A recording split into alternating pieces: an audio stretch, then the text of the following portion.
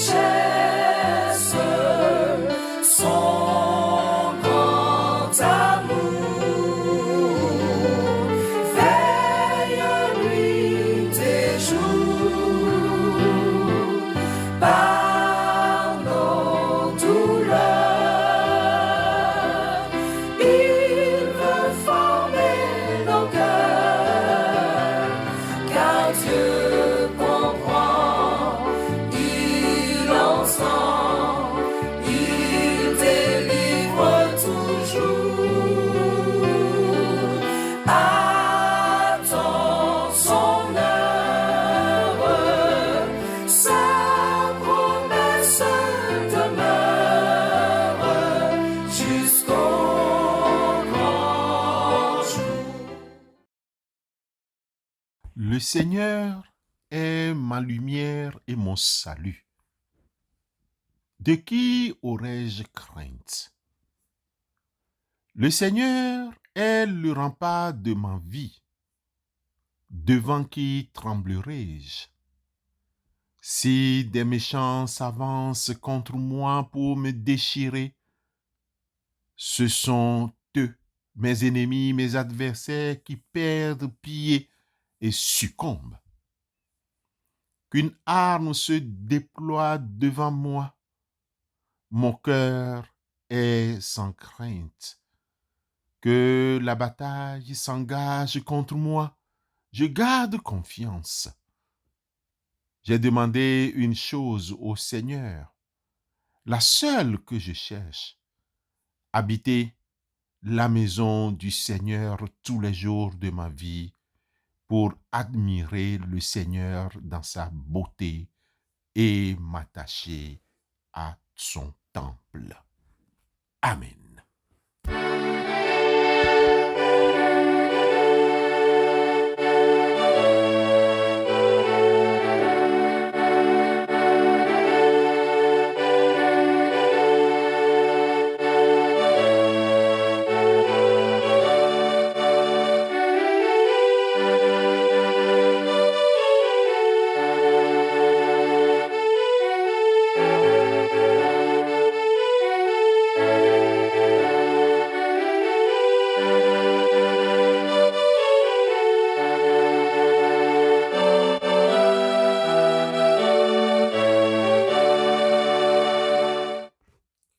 Nous pouvons diviser la première épître de Pierre, chapitre 3, versets 1 à 9, qui est soumise à notre appréciation ce matin. Nous pouvons la diviser en 3 grandes parties qui sont la soumission mutuelle, un appel à l'humilité, la puissance de la conduite chrétienne et enfin l'unité dans la diversité. Nous essayons dans les minutes à venir de retenir quelques leçons liées à chaque partie. Dans la première partie, Pierre écrivait déjà « Femmes, soyez de même soumises à vos maris, afin que, si quelques-uns n'obéissent point à la parole, ils soient gagnés sans parole par la conduite de leurs femmes, en voyant votre manière de vivre chaste et réservée. » 1 Pierre 3, versets 1 à 3. 1 Pierre 3, versets 1 à 3. Il faut reconnaître dans ces versets une expression qui prête à confusion. Il s'agit de la soumission prescrite aux femmes. Parler de la soumission revient à exprimer le respect mutuel et l'amour. Il ne s'agit pas de subordination ou d'une soumission mathématique, mais d'un choix libre, consentant et conscient de se mettre au service de l'autre. Aussi, Ne faut-il pas noter la complémentarité dans l'intimité de toutes sortes, l'intimité sexuelle et dans le service quotidien? Nous soulignons que l'homme et la femme sont complémentaires, chacun apportant des qualités et des talents uniques. L'Éternel Dieu dit, « Il n'est pas bon que l'homme soit seul. Je lui ferai une aide semblable à lui. » Genèse chapitre 2, le verset 18. Ce verset 18 fait ressortir le rôle de la femme comme épouse. Au verset 3 et 4 de cette même première lettre de Pierre, chapitre 3, il est question de parure extérieure et intérieure. Ayez non cette parure extérieure qui consiste dans les cheveux tressés, les ornements d'or ou les habits qu'on revêt, mais la parure intérieure est cachée dans le cœur, la pureté incorruptible d'un esprit doux et paisible qui est d'un grand prix devant Dieu. 1 Pierre, chapitre 3, versets 3 et 4. Il s'agit de la beauté intérieure, c'est-à-dire la valeur inestimable d'un cœur pur et d'un esprit paisible. Tout ceci s'exprime par le témoignage silencieux. Bien-aimé, une femme pieuse peut influencer son mari et son entourage sans avoir à lever la voix. Pierre nous donne un modèle, celui de Sarah, un modèle inspirant. Sarah, malgré les épreuves de conception, malgré sa chute, a mis en évidence sa foi, sa patience et son respect envers Abraham. Il faut comprendre l'importance de la beauté intérieure par rapport à la beauté extérieure. Au verset 7, l'apôtre Pierre interpelle les maris. Marie, montrez à votre tour de la sagesse dans vos rapports avec vos femmes comme avec un sexe plus faible. Honorez-les comme devant aussi héritiers avec vous de la grâce de la vie. Qu'il en soit ainsi, afin que rien ne vienne faire obstacle à vos prières. 1 Pierre 3, le verset 7. Dans ce verset, il s'agit de l'amour et le respect d'une part, et d'autre part, honneur et compréhension. Ainsi, les maris et les femmes sont co-héritiers de la grâce de Dieu. Christ nous a donné l'exemple par rapport à l'Église. Nous faisons recours à l'amour du Christ pour l'Église. L'amour est le fondement de toute relation saine, basée sur la compréhension et la tendresse. Le mari et la femme sont co-héritiers de la grâce de Dieu. Le deuxième point, c'est-à-dire la puissance de la conduite chrétienne, fait ressortir le témoignage silencieux. Le chrétien doit avoir une conduite exemplaire qui devrait influencer les non-croyants et les sans-parole.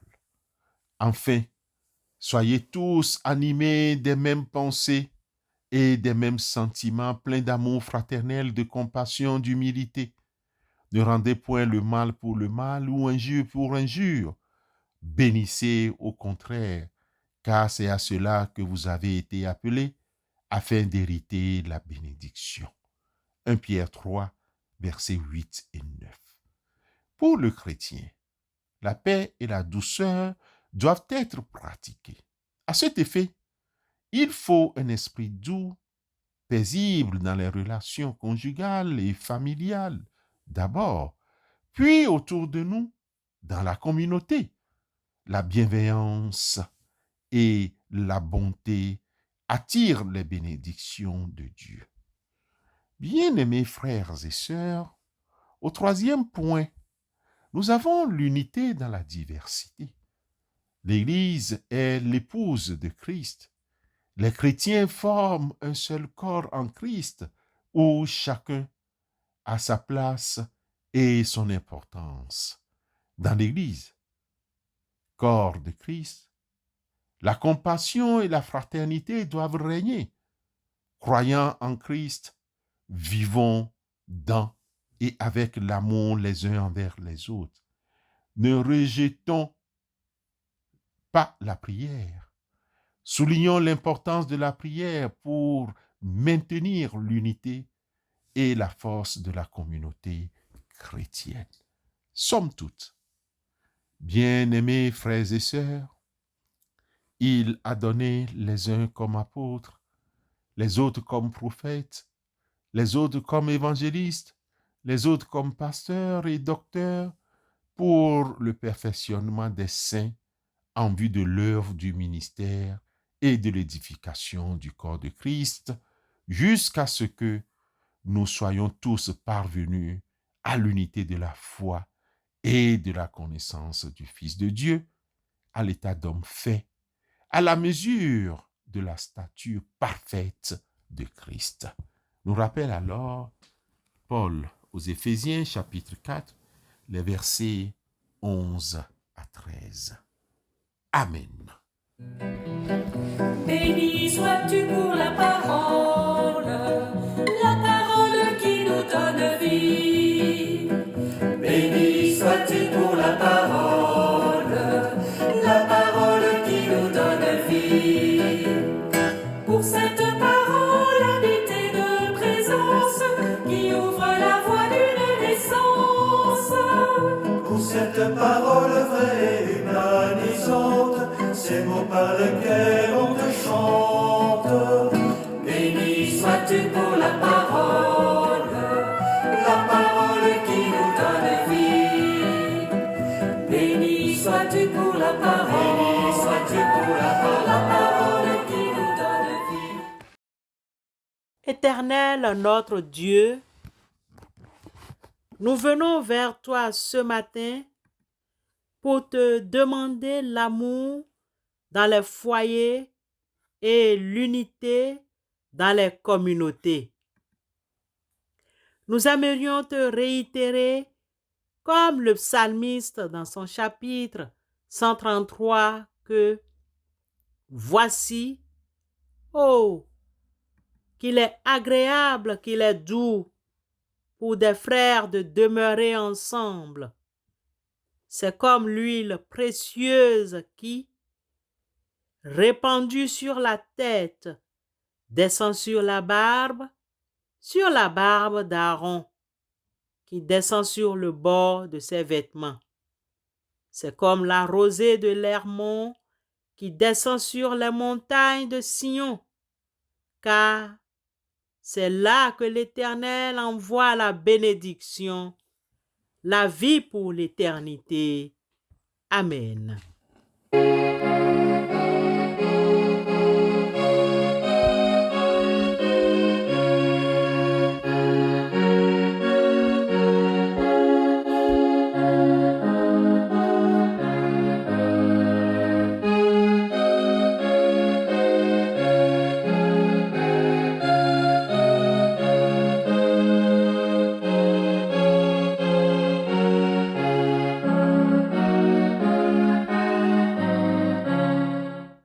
Que la pluie de bénédiction du Seigneur descende sur vous tous et vous comble de sa rosée qui fera fleurir des fleurs de joie et de paix, d'amour et d'espérance en vous et autour de vous.